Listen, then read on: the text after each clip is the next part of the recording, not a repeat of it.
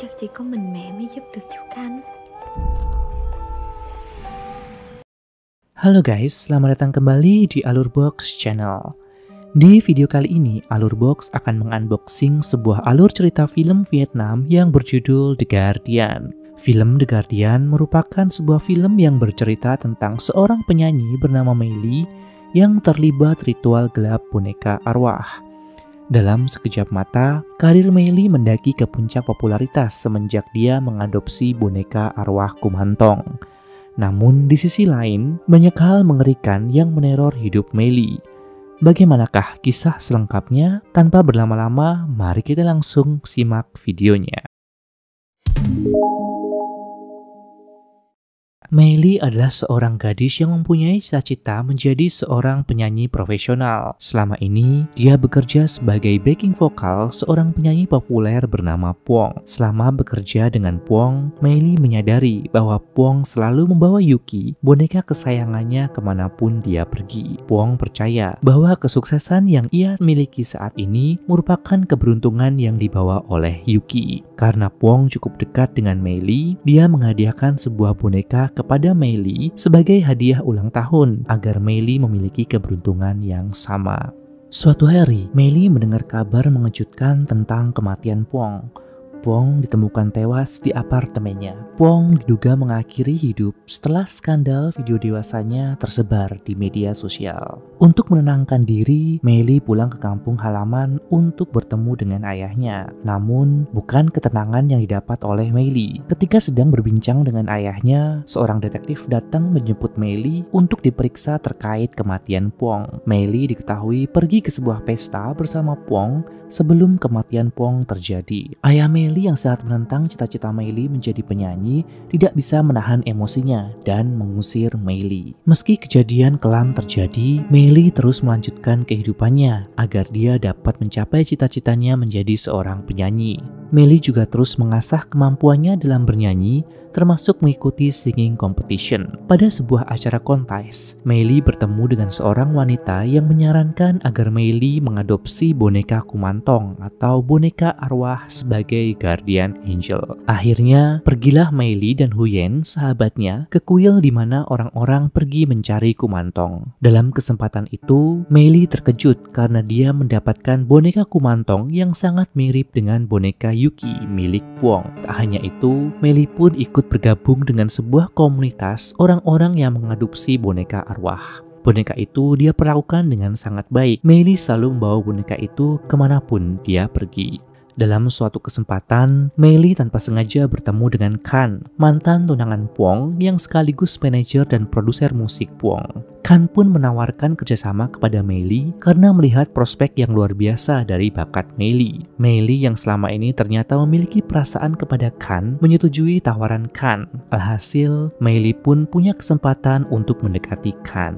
Karena ambisinya memiliki Khan, Mei Ly meminta bantuan boneka arwah untuk membantunya dalam mendapatkan Khan. Permohonannya pun terkabul. Mei Ly dan Khan akhirnya memiliki intensitas bertemu yang semakin sering, mulai dari latihan vokal, rekaman, hingga makan malam bersama. Dan dalam sekejap mata, Mei Ly berhasil mendapatkan semuanya. Popularitas, kekayaan, dan juga laki-laki yang dia impikan. Namun Mei Ly merasa tidak tenang karena kejadian itu membuat dia merasa dihantui oleh arwah Phuong. Di puncak popularitasnya, Mei Ly tiba-tiba mendapatkan ancaman dari seorang asing. Mei Ly mendapatkan pesan bahwa dia harus datang ke sebuah klub jika nasibnya tidak ingin menjadi seperti Phuong. Pengancam itu pun melakukan blackmail kepada Mei Ly dengan mengancam akan menyebarkan video dewasanya ke publik. Mei Ly yakin bahwa yang mengancamnya adalah orang yang sama yang menyebarkan video dewasa Phuong. Mereka adalah sindikat mafia yang menyebabkan kematian Phuong. Merekalah yang menambahkan obat ke minuman Phuong dan Mei Ly sehingga tak sadarkan diri dan terjadilah peristiwa kelam itu. Karena ketakutan, Mei Ly mendatangi pemimpin kelompok boneka arwah untuk menanyakan apakah boneka arwah dapat melindunginya dari orang-orang jahat ini. Wanita itu mengatakan bahwa spirit yang ada di boneka arwah yang sekarang tidak bisa membantunya. Wanita itu mengatakan kepada Meili bahwa ada satu jalan yang dapat Meili lakukan, yaitu melakukan ritual penggantian spirit atau arwah boneka. Ritual pun dilakukan dengan memasukkan janin bayi dan memanggil arwah bayi yang belum lahir untuk masuk ke dalam boneka tersebut. Dengan demikian, Meili akan digaransi mendapatkan perlindungan dari arwah bayi tersebut. Selanjutnya, kejadian-kejadian aneh mulai terjadi. Orang-orang jahat yang mengancam Meili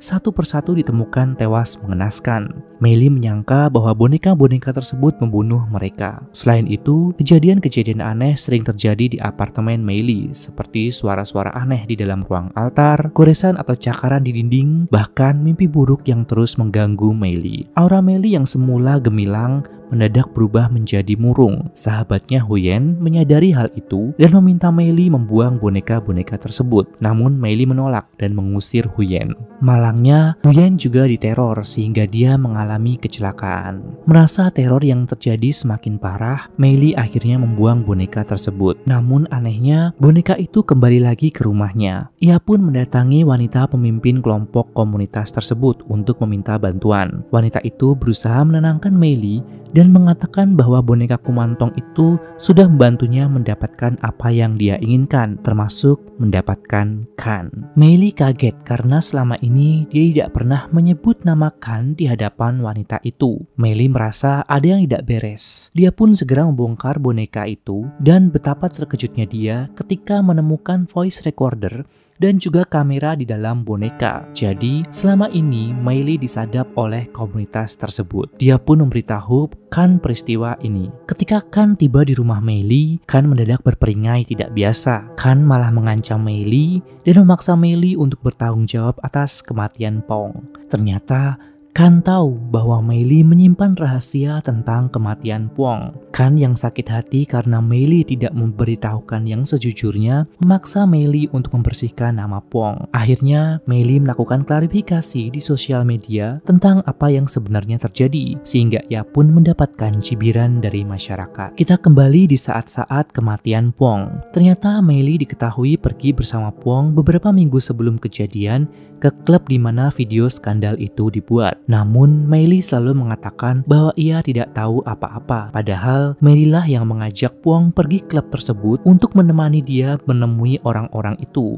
Karena Meili dijanjikan untuk didebutkan sebagai seorang penyanyi. Dan peristiwa naas itu pun terjadi. Pong dan Meili sama-sama menjadi korban pembiusan dan juga pelecehan. Sebenarnya mereka sama-sama korban. Namun, Meili tidak berani mengatakan hal yang sebenarnya karena takut nama baiknya tercemar. Sadar karir dan masa depannya hancur, Meili termenung dan melihat sosok Pong di hadapannya. Dia mengajak Meili untuk ikut bersamanya. Meili yang sedang dalam keadaan bersedih mengikuti bujuk rayu arwah Pong tersebut. Meili pun menjatuhkan diri dari apartemennya dan dia pun tewas. Sementara itu, polisi yang menyelidiki peristiwa aneh mendapatkan petunjuk akan kematian orang-orang yang ada di klub tersebut. Mereka adalah Kan, orang tua Pong, dan juga asisten rumah tangga Pong.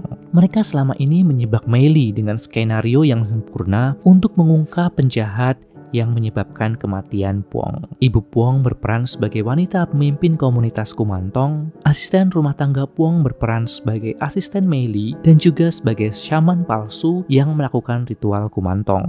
Ayah Pong berperan sebagai otak rencana tersebut. Sementara Kan sendiri bertugas untuk mengambil hati Meili agar rencana mereka dapat berjalan dengan lancar. Akibat perbuatan mereka, akhirnya mereka pun ditangkap oleh pihak yang berwajib. Dan film pun berakhir. Nah, menurut kalian, kira-kira pesan apa yang dapat kita petik dari film The Guardian ini? Apakah dengan mengadopsi boneka kumantong bisa membawa berkah atau malah membawa musibah? Komen pendapat kalian di kolom komentar. Saya pamit undur diri, terima kasih sudah menonton, dan kita ketemu lagi di video selanjutnya.